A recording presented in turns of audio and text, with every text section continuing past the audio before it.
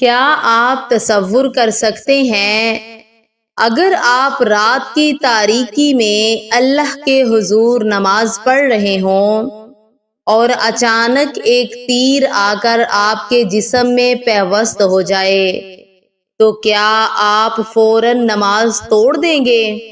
اور اگر دوسرا تیر لگ جائے اور پھر تیسرا، تو کیا آپ پھر بھی اپنے رب کے سامنے کھڑے رہ سکیں گے؟ آج میں آپ کو رسول اللہ صلی اللہ علیہ وسلم کے ایک ایسے عظیم صحابی کا سچا واقعہ سنانے جا رہی ہوں جن کے ایمان، صبر اور اللہ سے تعلق نے صحابہ کرام میں بھی ایک منفرد مثال قائم کی۔ یہ ہیں حضرت عباد بن بشر رضی اللہ تعالی عنہ۔ وہ قرآن کریم سے بے حد محبت کرتے تھے، عبادت گزار تھے اور رسول اللہ صلی اللہ علیہ وسلم کے وفادار صحابہ میں شمار ہوتے تھے۔ ایک مرتبہ رسول اللہ نے ایک مہم کے دوران چند صحابہ کو ایک مقام پر قیام کا حکم دیا۔ رات کا وقت تھا، حفاظت کے لیے 2 صحابہ کو پہرے پر مقرر کیا گیا۔ ایک تھے حضرت عباد بن بشر اور دوسرے حضرت عمار بن یاسر رضی اللہ تعالی عنہم۔ انہوں نے آپس میں طے کیا کہ پہلے حضرت عباد بن بشر پہرا دیں گے جبکہ حضرت عمار بن یاسر کچھ دیر آرام کریں گے۔ رات خاموش تھی، ہر طرف گہرا سکون تھا۔ حضرت عباد بن بشر نے سوچا کہ جب تک پہرا ہے کیوں نہ اپنے رب کے حضور نماز ادا کی جائے۔ وہ نماز میں کھڑے ہو گئے اور بڑی محبت کے ساتھ قرآن کریم کی تلاوت شروع کر دی، لیکن انہیں معلوم نہیں تھا کہ دور اندھیرے میں ایک دشمن ان پر نظر رکھے ہوئے ہیں۔ اس نے اچانک کمان سے ایک تیر چھوڑا۔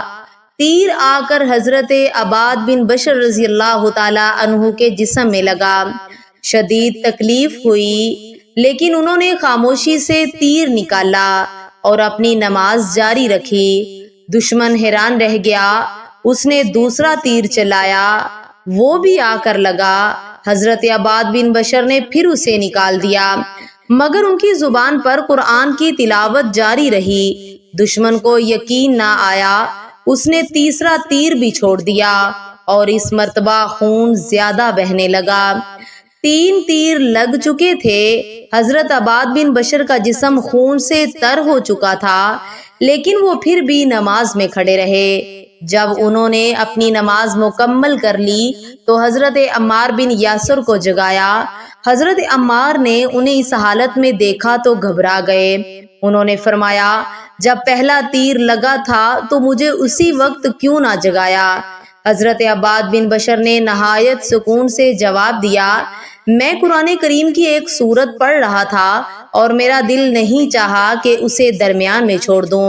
البتہ جب تیر مسلسل لگنے لگے اور مجھے خطرہ ہوا کہ کہیں رسول اللہ کی طرف سے سونپی گئی ذمہ داری میں کوتاہی نہ ہو جائے تو میں نے نماز مختصر کی اور تمہیں جگا دیا۔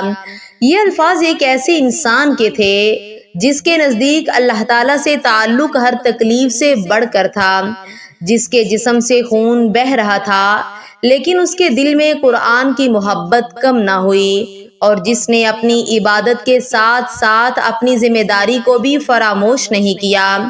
یہی تو صحابہ کرام کا کردار تھا۔ وہ عبادت میں بھی کامل تھے اور امانت و ذمہ داری میں بھی۔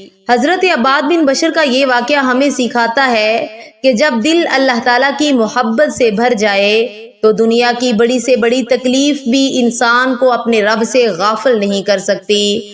یہ ہمیں یہ بھی سکھاتا ہے کہ اسلام صرف عبادت کا نام نہیں بلکہ ذمہ داری نبھانا بھی ایمان کا حصہ ہے۔ حضرت عباد بن بشر نے نماز کو بھی اہمیت دی اور پہرے کی ذمہ داری کو بھی، کیونکہ انہیں احساس تھا کہ دونوں اللہ تعالیٰ کی رضا کے لیے ہیں۔